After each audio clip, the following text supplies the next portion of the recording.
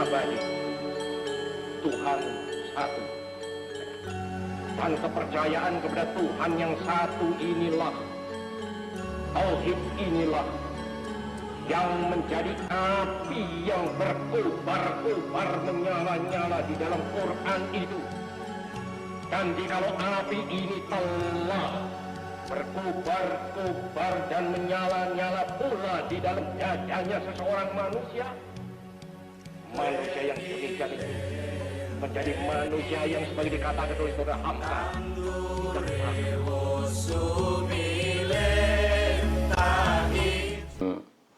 Assalamualaikum warahmatullahi wabarakatuh. Alhamdulillahirabbil alamin. Summa alhamdulillahirabbil alamin. Assalatu wassalamu ala sayyidil mursalin habibina wa syafi'ina wa maulana Muhammad wa ala alihi tayyibin wa sahbihi al-muntajabin wa tabi'ina lahum bi ihsanin ila yaumiddin. Sahabat Islam ramah, pertama-tama marilah kita mengucapkan syukur kepada Tuhan yang Maha Kuasa karena kita diberikan rahmat yang tak terkira jumlahnya, melimpah, yaitu rahmat dalam bentuk kehidupan yang alhamdulillah masih bisa kita lalui dengan suka dan duka. Rahmat di mana kita bisa menghirup udara yang segar. Rahmat kita masih diberi kesempatan untuk menunaikan ibadah puasa pada tahun ini, sehingga kita mempunyai kesempatan untuk menambah amal-amal kebajikan. Tentu ini rahmat Allah bagi kita semua. Di tengah pandemi kita masih diberi kesempatan untuk terus beribadah dan bertaubat di bulan Ramadan ini. Maka mari kita gunakan bulan Ramadan sebagai bulan syukur. Salawat serta salam kita haturkan kepada baginda Rasulullah sallallahu alaihi wasallam. Mudah-mudahan syafaatnya selalu bersama kita semua. Allahumma sholli ala Sayyidina Muhammad wa ala ali Sayyidina Muhammad. Salawat ini akan menjadikan hati kita tenang, tentram, jembar, bahagia, sehingga kita mempunyai badan yang kebal, yang imun dari berbagai penyakit. Dan kita harus percaya bahwa sholawat kepada Rasulullah dan keluarganya ini akan menjadi obat hati, obat yang menyelamatkan kita dari pandemi, dari berbagai kesedihan dan kegelisahan. Li khamsatun utfi biha haral waba il hatimah al-Mustafa wal Murtada wa benahuma wa Fatimah. Aku mempunyai 5 sosok yang akan mengusir segala wabah dan penyakit yang sangat menyeramkan, yang sangat mematikan, yaitu Rasulullah sallallahu alaihi wasallam, Al-Mustafa wal Murtada, Imam Ali bin Abi Thalib karramallahu wajhah, Imam Hasan dan Imam Husain, serta Sayyidah Fatimah Zahra. Maka mari kita terus bersolawat. Mudah-mudahan hati kita jembar, hati kita tenang, kita terbebas dari stres, dari kegundahan batin, karena hari-hari kita selama bulan Ramadan ini diisi dengan solawat dan solawat. Innallaha malaikatahu yusholluna 'alan nabi ya ayyuhalladzina amanu shollu 'alaihi wa sallimu taslima. Sungguhnya Allah dan malaikat berselawat kepada baginda Rasulullah. Maka marilah kita sampaikan salam dan selawat kita kepada junjungan besar Nabi Muhammad sallallahu alaihi wasallam. Sahabat Islam ramah, kita akan lanjutkan ngaji pemikiran keislaman Bung Karno, sebuah pemikiran yang begitu istimewa, sebuah pemikiran yang memberikan kita bekal kehidupan dengan memahami Al-Quran, Sunnah Rasulullah, pengalaman sejarah keislaman, bahkan pengalaman pribadi Bung Karno betul-betul menjadikan kita sebagai umat yang bisa memaknai seluruh pesan-pesan keislaman dengan baik. Nah, tambah terasa kita sudah melalui begitu banyak episode dan tema kali ini menurut saya tema yang relatif baru karena tidak banyak dikisahkan bagaimana Bung Karno berbicara tentang falsafah dari kurban. Nah, oleh karena itu pada kesempatan kali ini kita akan membedah pemikiran Bung Karno tentang yaitu kurban. Apa sungguhnya makna dibalik ritual-ritual kurban yang kita laksanakan setiap tahun pada Hari Raya Idul Adha. Sahabat Islam Ramah, tema kita adalah sungguhnya adalah kurban, hakikat setiap kehidupan, yaitu pidato Bung Karno yang disampaikan di Masjid Baitur Rahim dalam peringatan sholat Idul Adha pada tanggal 1 April tahun 1966. Nah, esensi dari pidatonya yaitu tidak ada pengorbanan yang sia-sia. Nah, Bung Karno memang ingin agar setiap momen keagamaan itu tidak berlalu begitu saja, melainkan ada nilai, ada spirit yang bisa kita ambil, yang kemudian dapat menjadi pelan vital, kekuatan penting dalam diri kita, baik sebagai pemimpin maupun sebagai warga negara bangsa. Karena bagaimanapun kita yang beragama Islam ini harus betul-betul menjadikan agama sebagai elan transformasi sosial, harus menjadikan agama sebagai elan spiritualitas yang kemudian agama kita justru membangun satu peradaban, membangun satu nilai yang dapat menjadi inspirasi dalam kehidupan nyata, terutama dalam kehidupan berbangsa dan bernegara. Nah, Bung Karno selalu melakukan begitu banyak terobosan-terobosan dalam hal bagaimana umat Islam dapat menggali api Islam dengan sebaik-baiknya. Karena Bung Karno sadar tidak begitu banyak umat Islam yang memahami api Islam ini. Yang kata Bung Karno, begitu banyak orang yang memahami Islam dari segi abunya, yaitu pemikiran-pemikiran yang sesungguhnya tidak identik, tidak sesuai dengan inti spirit dan semangat dari ajaran Islam itu sendiri. Maka Bung Karno melakukan begitu banyak terobosan, diantaranya adalah penerjemahan Al-Quran dari bahasa Indonesia, dari bahasa Arab ke bahasa Indonesia. Ini langkah yang Bung Karno sesungguhnya harus diambil setelah mendapatkan mandat dari MPRS agar Al-Quran diterjemahkan ke dalam bahasa Indonesia. Nah, umat Islam harus betul-betul paham apa kandungan, isi, hakikat, makna yang tersimpan di dalam Al-Quranul Karim. Maka Bung Karno selalu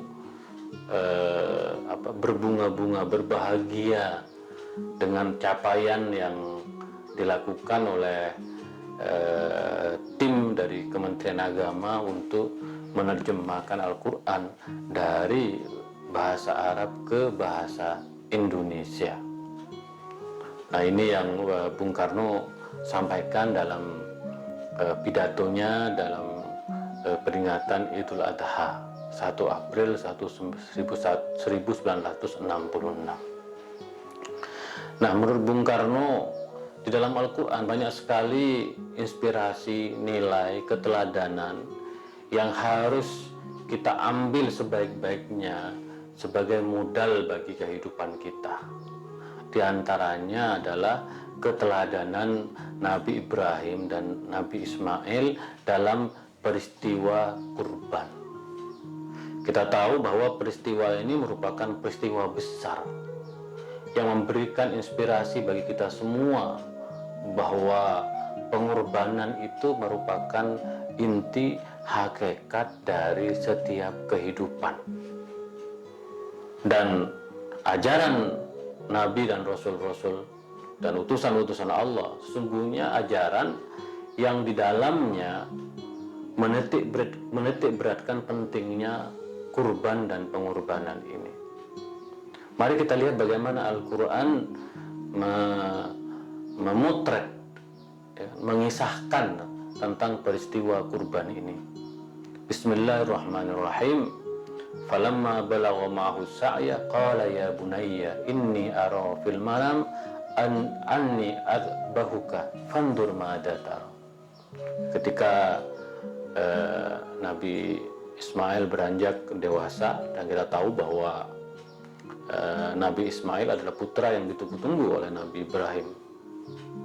Ketika beranjak dewasa, lalu Nabi Ibrahim menyampaikan kepada Nabi Ismail, wahai anakku, sesungguhnya aku melihat dalam mimpi.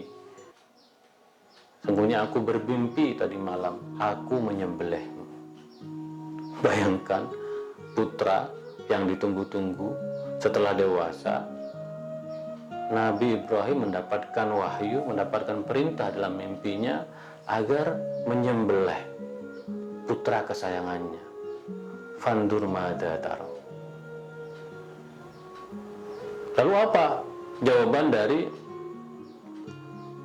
Nabi Ismail atas mimpi, atas perintah yang diterima bapaknya dalam mimpinya itu?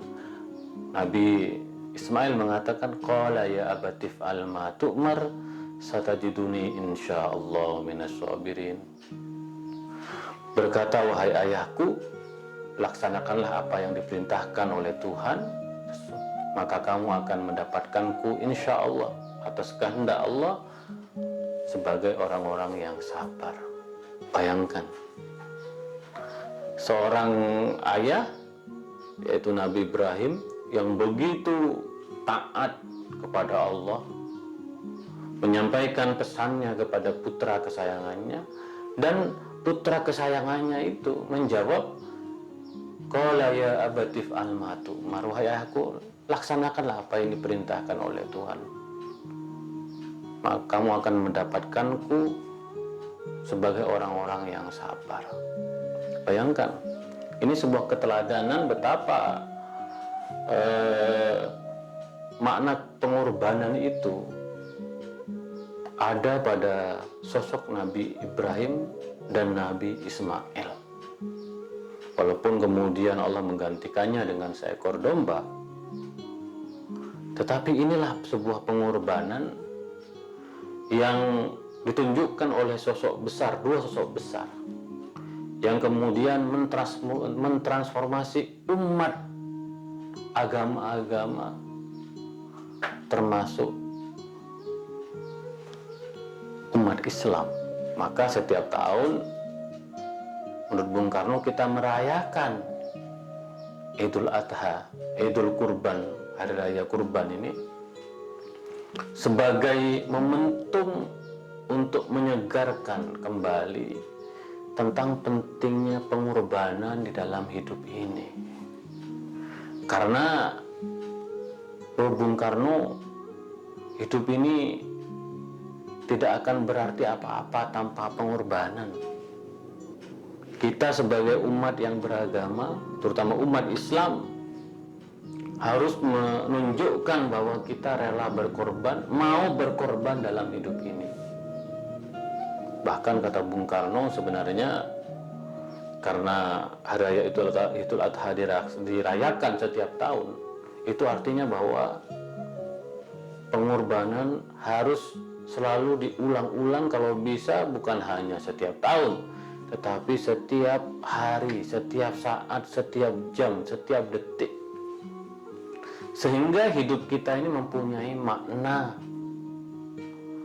yang makna itu tidak hanya kita rasakan sendiri, tetapi juga dirasakan oleh orang lain. Karena menurut Bung Karno, tidak ada pengorbanan yang sia-sia. Setiap pengorbanan yang kita lakukan pasti akan memberikan dampak positif dan kemaslahatan bagi orang lain. Maka Bung Karno mengutip falsafah dari orang Inggris yang mengatakan there is no life without sacrifice, bahwa tidak ada kehidupan tanpa pengorbanan.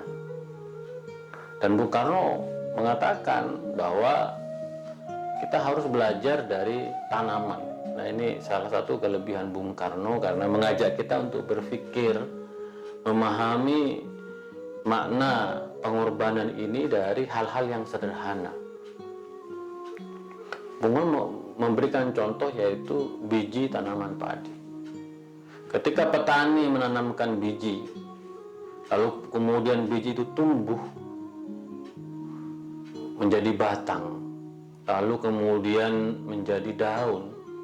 Bayangkan, biji itu berkorban untuk lahirnya padi. Lalu kemudian daun-daunnya jatuh.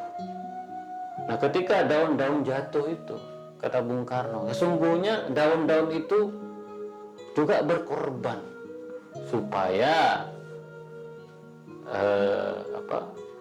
padinya, gabahnya itu bisa dinikmati oleh orang lain. Maka Bung Karno kemudian mengutip syair dari Rabindranath Tagore yang mengatakan, kenapa kita harus selalu memuji bunga-bunga yang indah, tetapi kita tidak pernah memuji daun-daun yang berjatuhan ke tanah. Karena sesungguhnya daun-daun yang jatuh itu sedang berkorban supaya kita menikmati buahnya, supaya kita menikmati batangnya. Tanaman saja, pohon-pohon saja berkorban. Masa kita sebagai umat manusia tidak ingin berkorban dalam hidup kita? Bung Karno juga mengatakan bagaimana gunung juga berkorban. Karena dalam perjalanan zaman nanti akan terjadi perubahan-perubahan. Bahkan sel-sel dalam diri kita juga berkorban supaya kita bisa bertahan hidup. Nah, ini yang ingin dikatakan oleh Bung Karno sebagai bangsa. Kita itu harus meneladani Nabi Ibrahim dan Nabi Ismail. Bagaimana ketaatannya kepada Allah diekspresikan dalam pengorbanan yang tulus. Nah, Bung Karno mengatakan kita ini dalam bernegara harus berkorban. Karena pengorbanan kita ini akan menjadikan negara ini sebagai negara yang maju, makmur, berdaulat, adil. Tidak mungkin negara ini akan menjadi negara yang besar tanpa pengorbanan. Dan Bung Karno mengatakan bahwa tidak ada pengorbanan yang sia-sia. Karena itu sepanjang hidupnya Bung Karno menghibahkan dirinya untuk berkorban bagi kemerdekaan dan keberlangsungan dan kemajuan negeri yang kita cintai. Maka Indonesia ini ada, tanah air kita ini ada karena sungguhnya berkat pengorbanan dan perjuangan dari para pendiri bangsa. Maka untuk menjadikan negeri ini sebagai baldatun thayyibatun wa rabbun ghafur, negara yang baik, negara yang makmur, negara yang diridhoi Allah, maka setiap warganya, kata Bung Karno, harus berkorban karena tidak ada pengorbanan yang sia-sia dalam hidup ini. Dan oleh karena itu, selama tumbuh pengorbanan, sebagaimana dicontohkan, diteladankan oleh Nabi Ibrahim dan Nabi Ismail, maka sesungguhnya negeri ini akan tetap ada, tumbuh, berkembang, dan maju.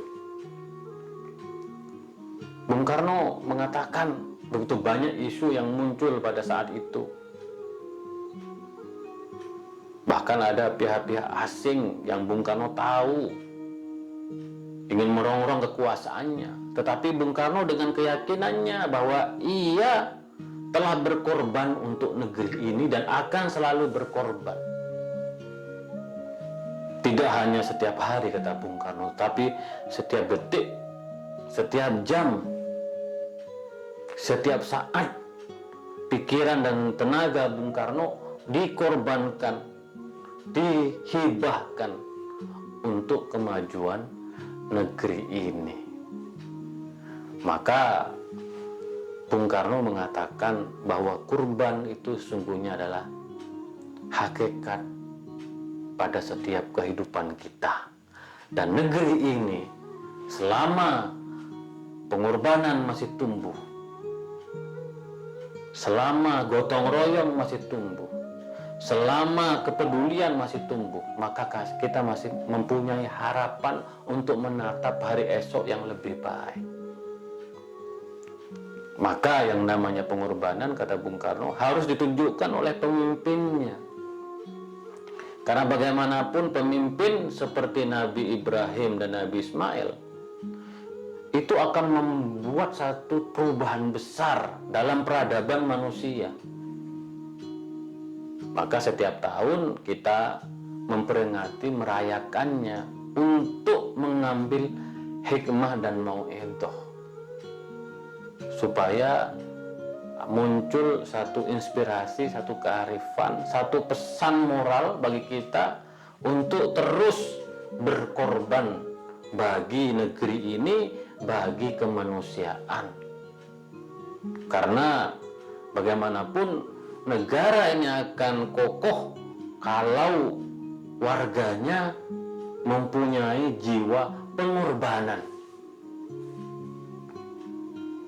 Mengorbankan jiwanya, mengorbankan hartanya, mengorbankan apa yang dimiliki untuk kemajuan negeri ini. Maka kalau jiwa-jiwa pengorbanan ini tumbuh dalam diri kita, maka persoalan sesulit apapun di negeri ini, menurut Bung Karno, pasti akan bisa diselesaikan. Tidak ada masalah yang sulit, tidak ada masalah yang pelik selama kita mempunyai jiwa pengorbanan, karena tidak ada kehidupan tanpa pengorbanan, karena tidak ada pengorbanan yang sia-sia.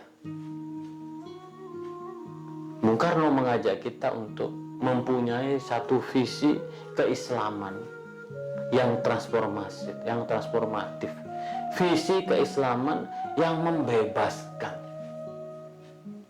bahwa agama kita mengajak kita untuk selalu berkorban. Maka dalam konteks bernegara, kita pun harus berkorban. Kita harus mengerahkan pikiran, tenaga untuk bagaimana bersama-sama membangun negeri ini, berkorban agar negeri ini terus mencapai kemajuan, mencapai kemakmuran, mencapai keadilan, yang itu menjadi cita-cita bersama kita sebagai sebuah bangsa. Lebih-lebih umat Islam sebagai umat yang mayoritas di negeri ini, kita kita mempunyai tanggung jawab untuk menjadikan keteladanan Nabi Ibrahim dan Nabi Ismail sebagai elang vital kita untuk membangun negeri ini. Artinya bahwa umat Islam harus mempunyai pengorbanan yang lebih untuk menjaga kedamaian di negeri ini, untuk membangun kebersamaan, menjaga kebinekaan. Kita harus menumbuhkan satu kecintaan kepada tanah air. Dan kecintaan kita pada tanah air diekspresikan dalam bentuk pengabdian kita yang tulus terhadap negeri ini. Kalau kita mempunyai jiwa pengorbanan, maka berbagai tantangan, bahkan yang besar sekalipun, akan kita mampu lalui. Maka kita tahu bahwa dalam perjalanan sejarah negeri ini kita melihat betapa pengorbanan dari para pemimpin telah melahirkan satu nilai etis bagi kita semua, bahwa negeri ini dibangun berdasarkan pengorbanan warganya, pengorbanan pemimpinnya. Maka kita lihat bagaimana para pendiri bangsa yang rela berkorban, bahkan harus menyerahkan nyawa dan jiwanya untuk Indonesia Raya. Maka dari itu, sahabat Islam Ramah, mari kita tumbuhkan spirit kurban, spirit pengorbanan kita. Karena dengan pengorbanan kita sungguhnya melaksanakan perintah Allah. Dengan pengorbanan sungguhnya kita sedang melaksanakan misi kita sebagai khalifatullah, sebagai khalifah Allah, sebagai wakil Allah di muka bumi. Salah satu ciri dari khalifah Allah adalah mempunyai kepedulian terhadap sesama. Dan dalam konteks berbangsa dan bernegara, kita harus menjaga negeri ini dari berbagai upaya-upaya yang ingin memecah belah, terutama dari segi politik yang begitu riuh, yang begitu rame, yang kadang memecah belah kita. Ada politik identitas, ada politik sara. Ini sangat tidak baik. Maka pengorbanan akan membangun kejujuran, ketulusan, kearifan kita dalam berbangsa. Karena pada akhirnya kita ini di negeri ini mempunyai tanggung jawab untuk memakmurkan buminya, memakmurkan Indonesia. Apa yang kita lakukan menurut Bung Karno sungguhnya adalah pengorbanan untuk negara dan bangsa. Kita harus bersama-sama menjadikan negeri ini sebagai negeri yang damai, yang toleran, rukun, harmonis, makmur, adil, sejahtera. Dan itu tergantung kita semua sebagai warga negara. Maka api Islam itu menjadi sebuah keniscayaan. Api Islam melalui pengorbanan ini akan membangkitkan jiwa-jiwa kita untuk memberikan pengabdian yang terbaik kepada negara dan bangsa. Yang berdagang, berdaganglah untuk kesejahteraan rakyat. Yang belajar, belajarlah untuk kemajuan ilmu pengetahuan di negeri ini. Maka semua elemen bangsa harus berkorban bersama-sama, bergotong royong, berkolaborasi untuk menjadikan negeri ini lebih baik. Dan Bung Karno mengingatkan kita bahwa tidak ada kehidupan tanpa pengorbanan. Dan setiap pengorbanan pasti tidak akan sia-sia. Maka marilah berkorban untuk Indonesia Raya. Marilah kita berbuat, marilah kita beramal, marilah kita nyalakan terus api Islam di negeri ini. Api-api yang akan membangkitkan semangat kita. Api-api yang akan memberikan harapan baru. Api-api yang akan mewujudkan cita-cita kita bersama sebagai sebuah bangsa. Sahabat Islam Ramah, tanpa terasa begitu indah pemikiran keislaman Bung Karno. Karena Bung Karno ingin mengambil hikmah, pesan, nilai dari setiap peristiwa yang terjadi di dalam agama kita, dalam peristiwa Idul Adha ini. Kita tentu sebagai umat Islam dan warga negara bangsa harus mengambil hikmah sebanyak-banyaknya dari peristiwa nabi-nabi terdahulu, dan kita merayakannya setiap tahun dengan harapan bahwa perayaan itu tidak hanya sekedar perayaan seremonial belaka, tetapi perayaan yang melahirkan makna-makna yang semakin meyakinkan kita bahwa dengan pengorbanan kita dalam berbangsa dan bernegara, maka negeri ini akan menjadi negeri yang berdaulat secara politik, mandiri dalam ekonomi, dan berkepribadian dalam kebudayaan sebagaimana Trisakti Bung Karno. Itulah kira-kira ngaji pemikiran keislaman Bung Karno pada kesempatan kali ini. Kurang lebihnya mohon maaf, kita akan lanjutkan esok hari. Wa ma taufiqi illa billah, alaihi tawakkaltu wa ilaihi unib, wallahul muwaffiq ila aqwamit thoriq. Assalamualaikum warahmatullahi wabarakatuh.